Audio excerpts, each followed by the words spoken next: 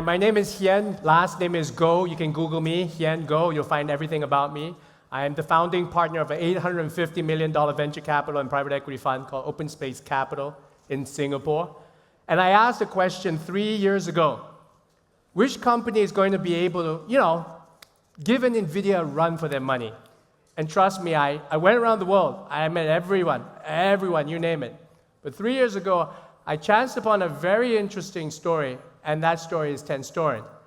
And I'm proud to say that I'm such good friends with you guys nowadays that I've got the Chief Operating Officer of TenStorrent, Keith Wittek, on the stage to answer the fundamental question is, who's going to be able to make all the different chips that we need in the world? Who wants to hear about that, huh? Round of applause for Keith. First question, who's heard of TenStorrent, the company? I just want to know. Anyone heard of the company? That's okay, because I think you guys have kind of been in public stealth. You guys really haven't explained who you are. But for those of you who want to look at your mobile phone and Google TenStorrent, the first thing that comes out in the news article was on the 19th of May, it was announced, rightly or wrongly so by Bloomberg, rightly or wrongly so, that both Intel and Qualcomm are trying to buy your company, don't comment, and then Intel's shares apparently went up. So for all of you guys going who the heck are who is this person? Stick around, we're going to figure it out in the next 20 minutes. So Keith, please tell us, what's TenStorrent and what's your mission? So TenStorrent is an AI compute company. We build chips, so we have a silicon supply chain and development chain.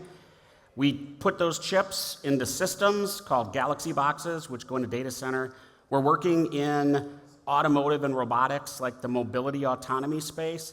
And we build IP. Think of it as like ARM or imagination, where that IP is used internally in our products, but we also license it out to create an ecosystem around AI that's powerful and flexible and can be sovereign in ways that ARM, Intel, AMD, and NVIDIA, Google even, aren't really creating right now. So that's who TenStorrent is, compute platform based on open, meaning it can be made sovereign.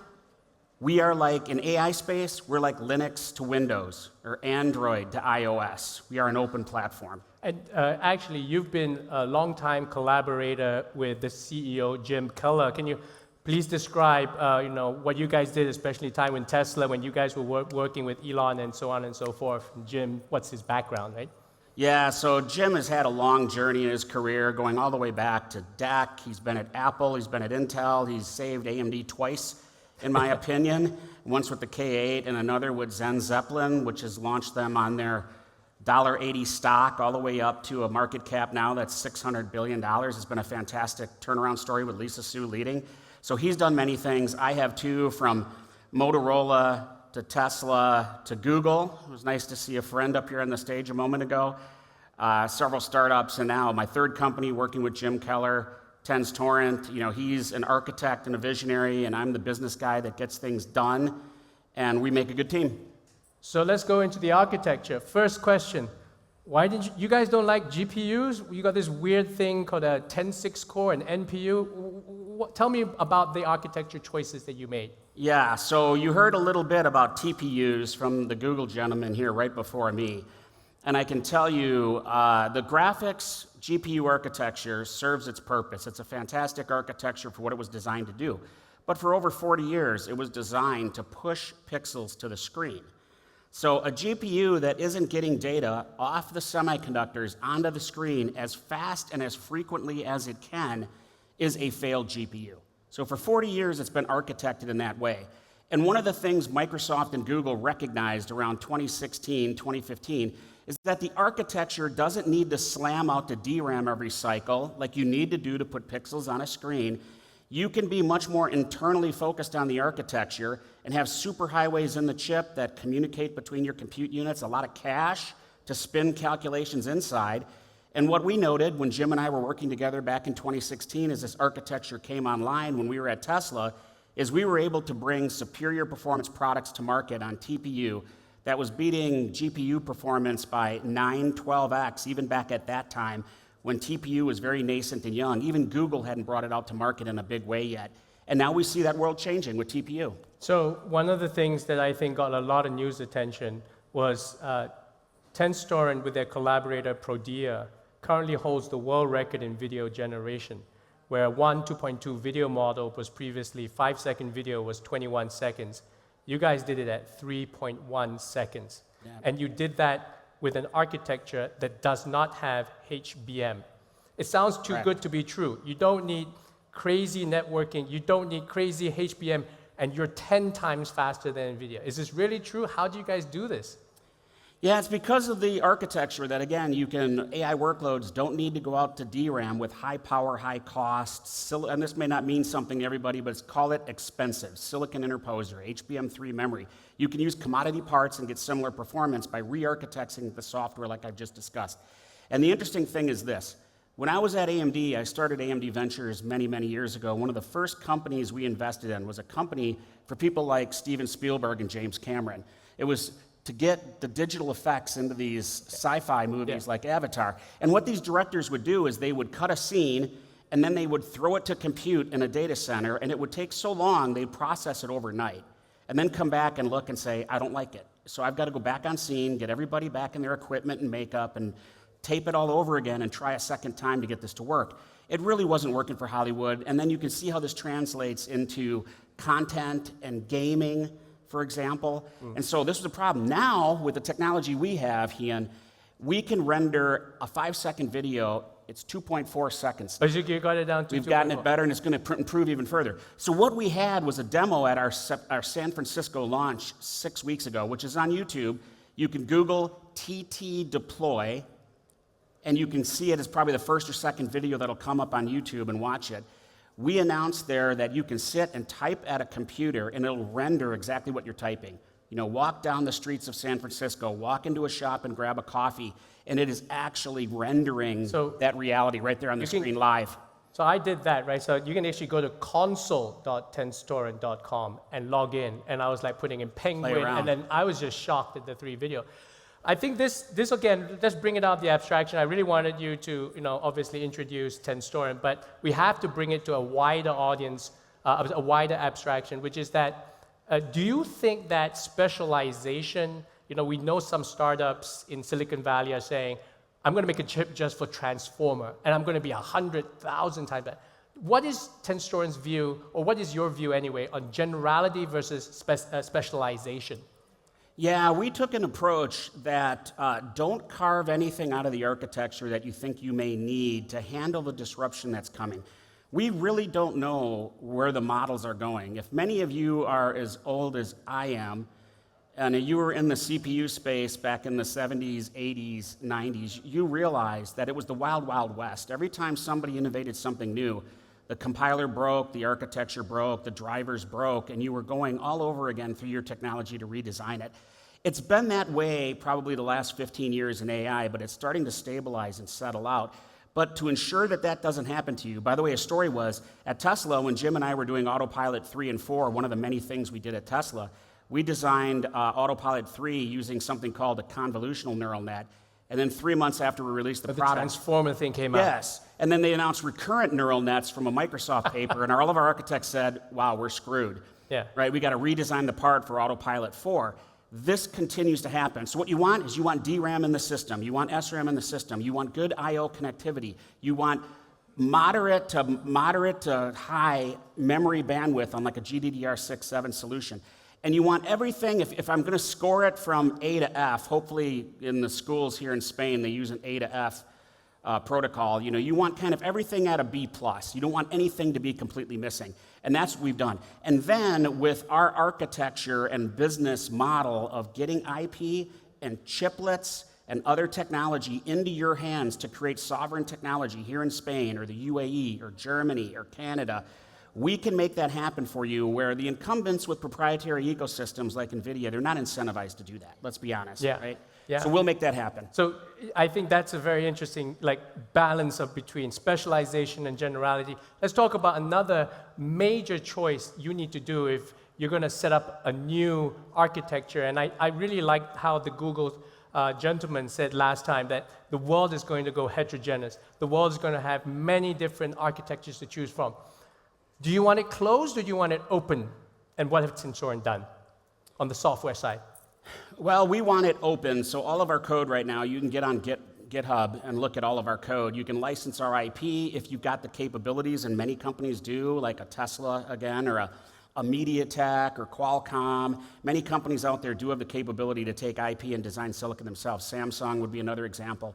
So you can take this technology, you can take chiplets, and I don't know if many of you know about chiplets, but chiplets aren't a new technology. They've been around since Intel and IBM were experimenting with them. Many of you might remember the Pentium Pro, these multi-chip devices. So back in the 80s, they were experimented with. They went mainstream with the FPGA companies and DRAM companies in the late 2000s. That technology is now being standardized and being brought to market. And think about it simply this way. You can assemble hardware like putting together Legos. That's just like mind-blowing. Like, you guys really are able, that's where you guys want to go and have it fully open sourced? Yes, so we are taping out that Gen 3 of the product right now, and it'll be in market late next year. And basically, what we're trying to do is get hardware to move at the speed of software. I was at AMD when the tablet came out, and we took a wait-and-see approach. And then by the time our AMD, who's an x86 company, realized the market had gone in 5 quarters from 0 users to 150 purchasers, 150 million purchasers of notebooks, or not notebooks, I'm sorry, tablets. We'd lost the market. It takes 3 years to design monolithic silicon. If we would have had chiplets, we could have gone to market with a competitive approach in 3 to 6 months. So hardware starts moving almost to the speed of software once we bring chiplets to market. And again, it's technology that was started in 2009. We just have to standardize it, get costs down, get yield up, and we think we've got a path forward. That's a very good segue to the other thing I want to touch on is that obviously now as a venture capitalist, and I have so many counterparts in Silicon Valley, all suddenly are chip startup investors. But you went which army? How are you going to get TSMC, forget about 2 nanometer, right? Jensen and all these people, and you guys are getting it. Like, tell me how difficult it is right now to scale up actual manufacturing, and what does it take to do that? Yeah, it's always difficult to scale up manufacturing, and there's always surprises. The good news is, I was at Google scaling up a supply chain in their consumer electronics group over COVID. COVID was a wake-up call for the supply chain, so we learned how to de-risk and make the supply chain a bit more flexible and run it with buffers so that you could, and then focus more on yield because you had to get more out. So many startups don't think that's an obstacle when they're thinking, I'm going to invent the new AI sort of chip, right? You guys work on this. How big a team do you have in Tenstorrent actually fixing these problems? Oh, we have we're working with outside forces too. So like TSMC will help you, ASE and the OSAT packaging houses will help you. There's consultants you can go to. But you need to basically raise a village of external relationships to go and do supply chain tests. Yes, it helps. Samsung's one of your investors. All these people. Yeah. You'll see on our cap table, we've got a lot of these guys investing that are helping us do this. And by the way, this is something Jim and I and many at our company have done before. We did it at Apple. I did it at Google. We did it at Tesla. We know how to build these ecosystems. We're getting close to time, so I just want to finally ask you a point, because I think one of the things that you're the most passionate about, you and Jim, is finally having nations or companies or individuals have AI democratized in their hands. And one of the concepts is this concept of sovereign AI. Everyone talks about it, but how can you be sovereign if you're working with a chipset you don't even have drivers for or any of that kind of control, right? So talk us through your philosophy of sovereign AI at Tenstorrent. Yeah, the first thing we have to do is we have to get the definition of sovereignty right. So BMW in Germany will tell you if you buy my BMW car and you drive it around Spain, you've got BMW sovereignty. You do not, right? You can't repair it. You can't get new parts for it. You can't innovate on it. You can't make new BMWs here in Spain. So when you use a proprietary infrastructure or ecosystem, like an Apple ecosystem or NVIDIA, you might have independent operational flexibility here in Spain, but all the things I just mentioned, ownership, IP ownership, ability to create new business models, innovate on the platform, right? Drive an ecosystem that's valuable to Spain. So you're kind of like Linux. You want to build that kind of thing. And you have to get the technology in company so you can do that. I will tell you, there's 8 countries on the planet that have a seat at the table that matter to the technical ecosystem. It's Japan, Taiwan, South Korea. Let's see if I can remember them all. Germany, UK, Netherlands with ASML, the US, and China. The reality is, if you aren't one of those countries, you don't matter in the tech market like you probably should. And I think the EU, like has been talked about on this stage today, has to step up their game, because with 450, many of them middle-class consumers, 450 million middle-class consumers, and this talent you have here, you should have a stronger seat at the table. And to do that, you aren't going to be able to develop a proprietary ecosystem all by yourself. Use the open platforms like what TensTorrent is bringing to market, and on that, you can build a seat at the table. I was just gonna say to some of these people here who look like they're open skill, they're smart young people. What do you say to them, and what would you say about TensTorrent? I would your platform. Yeah, I would say, take some lessons from these countries like Singapore, where you come from, and Taiwan and Israel and others that have done this. The UAE is getting very aggressive, right? Take the risk, invest, do it with courage and attitude. Some of you will fail, but if you take the attitude that Silicon Valley has, that they understood 70% of their success was good luck, good fortune, and good timing, right? It's not how smart you are, it's not hard. Every one of you in this room is smart, and every one of you in this room works hard. And if you go down a path of trying to create the next ASML for Europe, many of you will fail. But if those of you succeed, reach back and grab those people that failed and pull them along with you, like Bill Gates did at Microsoft. You're going to create a dynasty, and it's Europe's time to go do this. Let's go do this together. I think we're out of time. Keith, we could keep Yeah. going. Thank you very much for your time, guys, everybody. Round of applause for Keith.